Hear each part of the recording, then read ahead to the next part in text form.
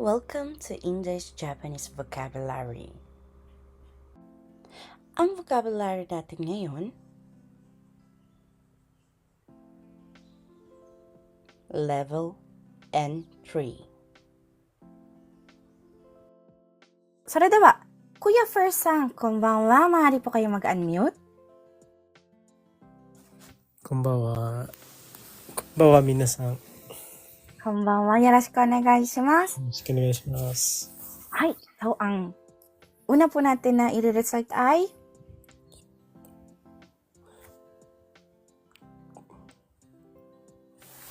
ざっと。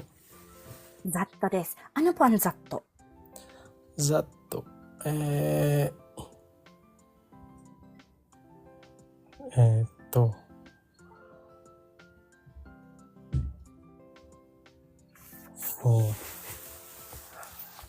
Ginagamit sa sa Gemba, laging ginagamit sa Gemba. Ano na yan? Hindi po siya gentle, Onigiri-san. Wasureta. Si Joday-san po at saka si Noe-san po yung sagot po nila tama po. Tingnan niyo po sa baba. Si Joday-san at si Noe-san tama po ang sagot po nila. Judaism.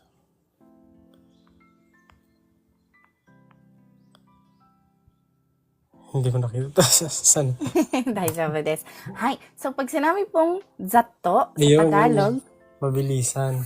mabilisan. So, anong klase po siya ng mabilisan? Enter parenthesis.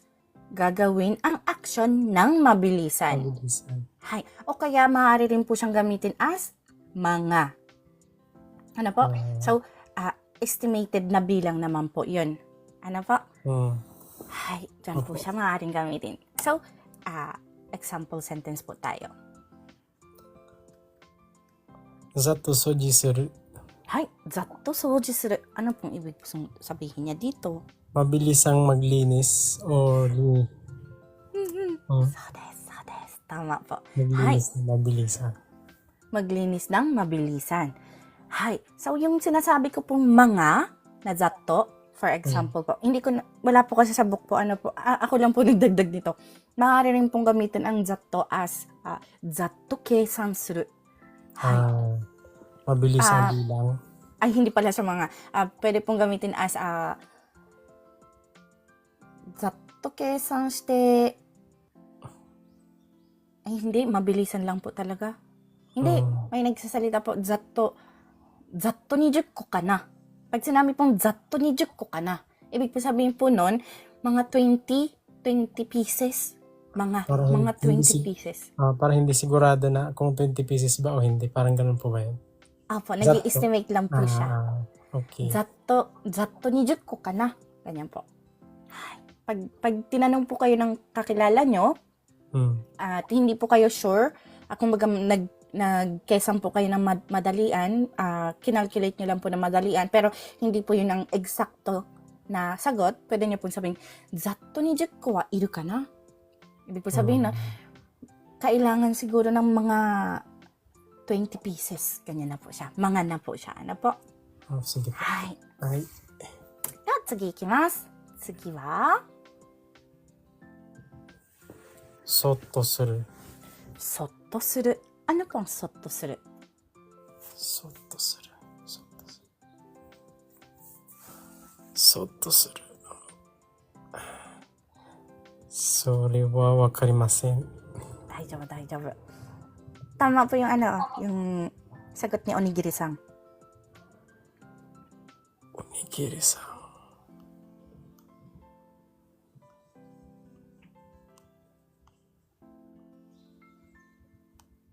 English po yung sagot niya. Hindi ko makita yung... Okay lang po. Daijoubu desu yo. Hi. So, yung sotto po ay hayaan magkaroon ng sariling oras para makapag-isip o makapaglabas ng salubin. Hi. Pag po siya, pag sotto suru po, pag ito po mismo po yung gagamitin na phrase, sotto suru, magiging hayaan magkaroon, hahayaan siya ang term po talaga in Tagalog, in short, is hayaan siya. Hayaan muna siya. Pero hindi po yung hayaan na pabayaan. Magkaiba po kasi yung pabayaan sa hayaan. Yung sinasabi po dito pong hayaan, kumbaga, Parang siguro binibigyan nabigo ng siya sa... chance. Hindi, binibigyan po siya ng time para sa sarili niya.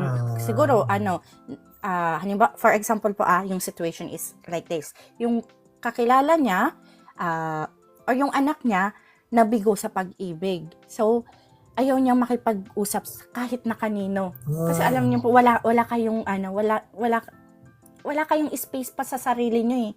Dahil masyado po kayong naging emotional po. So, ang tendency niyan is, umiyak kayo ng umiyak. Ayaw niyo muna makipag-usap sa kahit na kanino. So, ang gagawin ng mama, ng nanay, sotto suru. Hahayaan muna. Hahayaan muna yung anak niya para magkaroon ng sariling oras na makapag-isip o makapaglabas ng saloobin ng mag-isa. Ano po? So, yung po ay isang care po. Isa sa mga pag-care po. Ano po? Dito sa Japan, sotto suru. So, pag hindi po siya suru form, maaari po siyang mahinay o kaya naman po mahina. Or, tulad po ng sinabi po ni Onigiri-san, gentle. Ano po? Gentle. Apo. So, maaari po natin siyang gamitin sa sentence na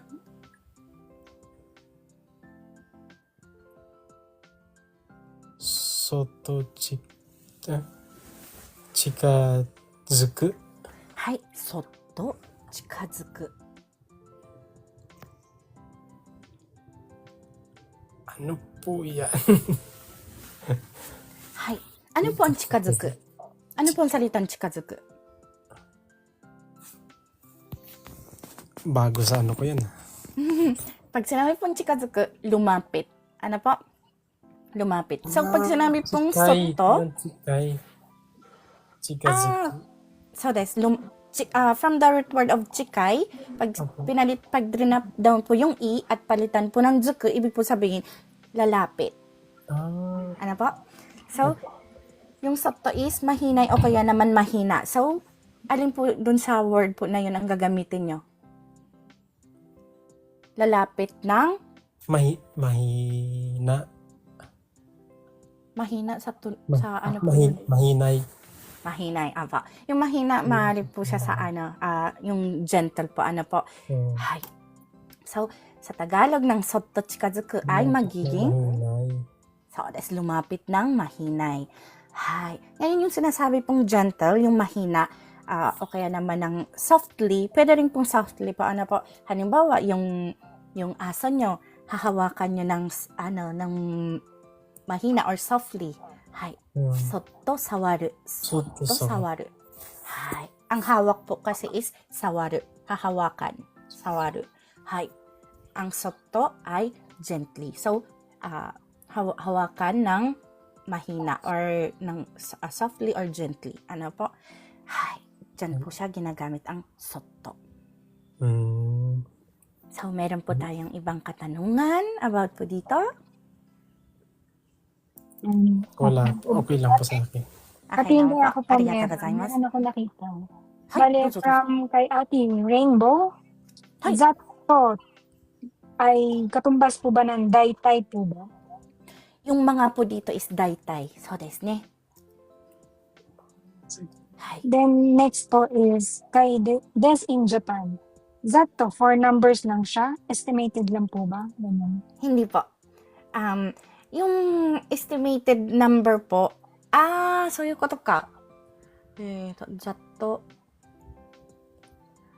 More on, naririnig ko po siya kapag bilang po yung Opo, sa number lang po siya, zatto, 20個かな, zatto このくらいかな, みたいな感じで使ってるので、At saka napaka-rare niya pong gamitin as zatto sa bilang. Ano po, more on, zatto soji suru, zatto ryori suru. Rather in action po. Magluluto ng mabilisan. Soko de yoku tsukawaremasu. Minsan po ginagamit po siya sa zatto 20個かな. Ganyan po. Next Kaya nga question natin. Ay, dozo, Ay, dozo. dozo. Binansa. Ay, dozo. Kaya po Binansa. wala po talaga po yung mga na-estimated na bilang po sa libro. Inad ko lang po kasi ang native na Japanese po, ginagamit po siya sa pag-estimate po ng bilang. Hay. Okay. Next na question po natin kay Kuya Nihon Calls. Oy, Kuya Nihon Calls.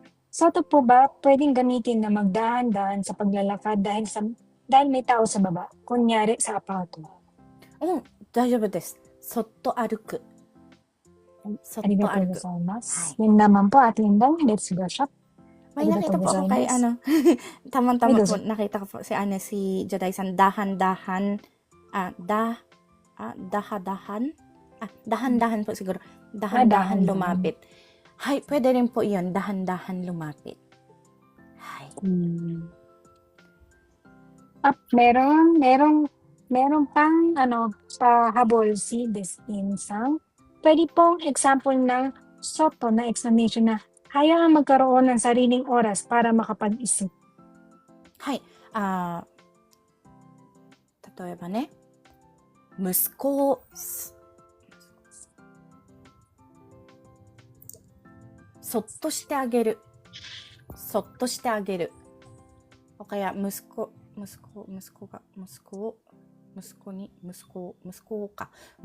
そっとしてあげる。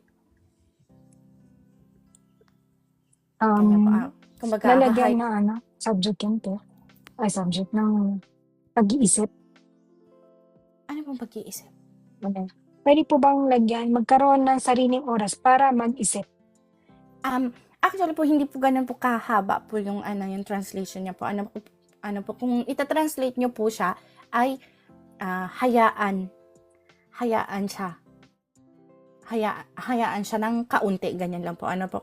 Kaso, ibig po sabihin po nun, ito po yung meaning niya. Kaya nakakulay green po siya kasi yun po yung explanation ng salitang ito. Pero hindi po itong lahat na ito ang translation po ng salitang ito. Ay, arigatou gozaimasu. At Inday, may pahabol pa ulit na isa si Megumi-chan. At Inday, sato at sasato, same po ba? Zatto wa mabilisan. Sasato, para po sa akin po, po siya, mas mabilis po siya kaysa sa sa zatto. Pero para sure po, po natin, i-clear po natin, kasi ayoko pong magkamali. Baka sarili ko lang po yun na pagkakaintindi. Pero para po sa akin, yung sa satto po ay mas mabilis po kaysa po sa zatto. At hindi po siya ginagamit masyado sa, ginagamit po siya more on orally sa satto. Ito, chigai.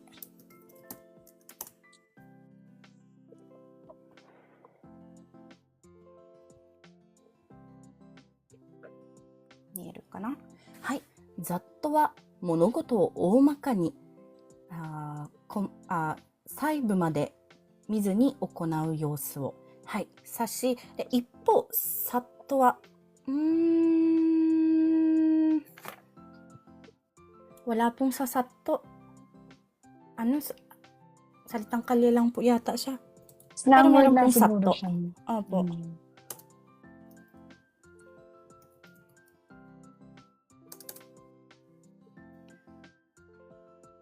Wala. Nagiging sasatte.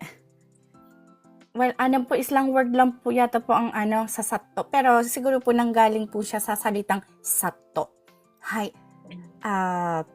Yung halos parehas po sila pong meaning po. Pero yung zatto ay, kumbaga, hindi niya masyado, more on ang shiten niya. Pag sinabi pong shiten, more on yung point niya po is, hindi niya masyado, hindi niya masyado binibigyan ng care po.